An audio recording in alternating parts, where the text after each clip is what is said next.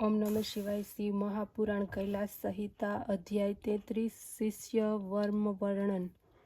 સ્કંદ બોલ્યા, બારસના દિવસે પ્રાતઃકાળે ઉઠી સ્નાન તથા આહિક કર્મ કરી નિવૃત્ત થઈ શિવભક્તિ યતિ અથવા શિવપ્રિય બ્રાહ્મણોને મધ્યાહન સમયે નિમંત્રણ આપીને સ્વાદિષ્ટ અનેક પ્રકારના ભોજન કરાવવા, પછી એમને પરમેશની પાસે બેસાડીને પંચોક્ત પૂજન કરીને મૌન થઈ પ્રણામ કરવા, પછી એ જ સ્થાનમાં ગુરુ પૂજનનો મનમાં સંકલ્પ કરીને કુશનો સ્પર્શ કરવો, એમના ચરણોને ધોવા, પરમેષ્ઠી સ્વરૂપ ગુરુ અને એના ગુરુનું ધ્યાન કરવું, આસન આપવું, કુશથી પૂજન કરવું, ધૂપ દીપ અર્પણ કરવા, સમગ્ર આરાધનાને સમાપ્ત કરવી અને સંપૂર્ણ શુભમસ્તુ કહેતા ઉઠીને નમસ્કાર કરવા, દેવા વગેરે મંત્રોનો જપ કરતા અક્ષતને છોડીને અને નમસ્કાર કરીને સર્વત્ર અમૃતસ્તુ એમ કહેવું, પછી બ્રાહ્મણોને ભોજન કરાવવું, પોતે જ એમને હાથ ધોવાને માટે જળ આપવું, પછી આસન ઉપર બેસાડી પાન આપી દક્ષિણામાં સત્રી અથવા પાદુકા અર્થાત પાવડી આપવી, પંખા, બાજટ અને વેણુદંડ આપવો, પ્રદક્ષિણા અને નમસ્કારથી એમને સંતોષ આપી આશીર્વાદ ગ્રહણ કરવા અને પછી પ્રણામ કરી વિદાય કરવા, પછી તેઓને કહેવું કે આપ સર્વદા શિવ વગેરે છો, ઈચ્છા પ્રમાણે વિચારો, ત્યારે પાછા ફરીને દ્વારપાળ દ્વાર પર બેઠેલા અતિથિઓ, બ્રાહ્મણો, ગરીબો, અનાથોને ભોજન કરાવીને સુખ પ્રાપ્ત કરવું, એમાં કાંઈ ઉલટું ન કરવું, પ્રત્યેક વર્ષે આ રીતે ગુરુની પૂજા કરવી, ઉત્તમ ગુરુનો આરાધક અહીંના ઉત્તમ ભોગો ભોગવીને શિવલોકે જાય છે।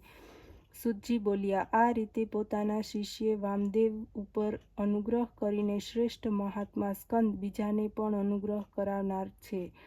પ્રસન્ન થયેલા તે ફરીથી કહેવા લાગ્યા, જે કંઈ નૈમિચારણ્યમાં મુનિઓએ વ્યાસને કહ્યું છે તે જ આદિગુરુ વ્યાસ સર્વભુવનમાં પ્રખ્યાત છે, તેને જ એ ફરીથી કહેશે તથા એક એકના 4 શિષ્ય છે। વેદાધ્યાયથી સંપન્ન થશે તે ધર્મની સ્થાપના કરશે, એમના નામ છે વૈશંપાયન, પૈલ, જૈમિની અને સુમસ્તુ।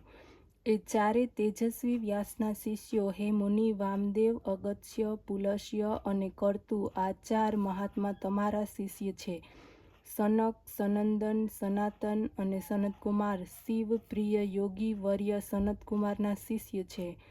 આ સર્વભૂમિ મંડળી ઘણી અદ્ભુત અને પરમ શિવના અધિષ્ઠાન રૂપ છે, જે યતીન્દ્રો વેદના અર્થ અને એના વિચારને જાણનારા છે। આ જ વેદાદિતા વિભાગથી કલ્પિત પંચ મહાભૂતોથી આવૃત વેદાંત સિદ્ધાંતનો પરમ નિશ્ચય કરવામાં આવ્યો છે, જે મોહનાશક, જ્ઞાનદાયક, સંતોષદાયક અને જગતનું કલ્યાણકારક તથા લક્ષ્મીને આપનાર છે। મારી પાસેથી સાંભળવાને કારણે પંડિત અને વામદેવનો મત કહે છે, શિવનું ધ્યાન કરતા આવા યતિઓ શિવ સ્વરૂપ થાય છે અને આ રીતે બ્રહ્મા, વિષ્ણુ અને શિવનું ભજન કરતા જેવી રીતે નદીઓને સાગરની પ્રાપ્તિ થાય છે, એવી જ રીતે તેઓ સમાનતાના મોક્ષપ્રદને પ્રાપ્ત કરી મુક્ત થાય છે। આ રીતે વામદેવ ઉપદેશ કરીને સ્કંદ દેવપૂજિત પોતાના માતા પિતાનું સ્મરણ કરતા શિખરાવૃત કૈલાસ શિખર ઉપર ચાલ્યા ગયા, એવી રીતે દિવ્ય જ્ઞાન આપીને ગુરુજી ચાલ્યા ગયા।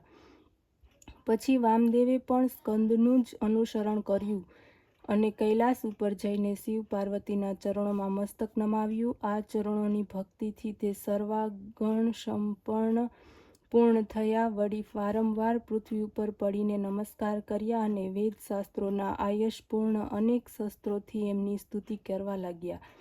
આ મુનિએ અંબા સહિત તેમજ પુત્ર સહિત શિવજીને ઘણી સ્તુતિ કરી, દેવ દેવીના ચરણ કમળમાં મસ્તક નમાવ્યું, પછી તે તેમની કૃપાને પ્રાપ્ત કરીને ત્યાં જ રહેવા લાગ્યા। હે મુનિઓ, આ રીતે આપ લોકો પણ એ ઓમકારથી મહેશ્વરને જાણીને સુખપૂર્વક આ વિશ્વેશ્વરના ચરણ કમળમાં રહો, જે વેદોમાં ગુપ્ત સર્વસ્વ તારક મંત્રો આપનાર અને મુક્તિદાતા છે, અને હું શ્રી ગુરુદેવના ચરણ કમળની સેવાને માટે બદ્રિકાશ્રમ જઈશ। જુઓ હવે કોણ જાણે આપની સાથે મારો સમાગમ ક્યારે થશે।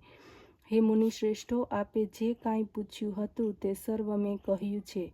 ઇતિ શ્રી શિવ મહાપુરાણમાં કૈલાસ સંહિતા સમાપ્ત. ઓમ નમઃ શિવાય.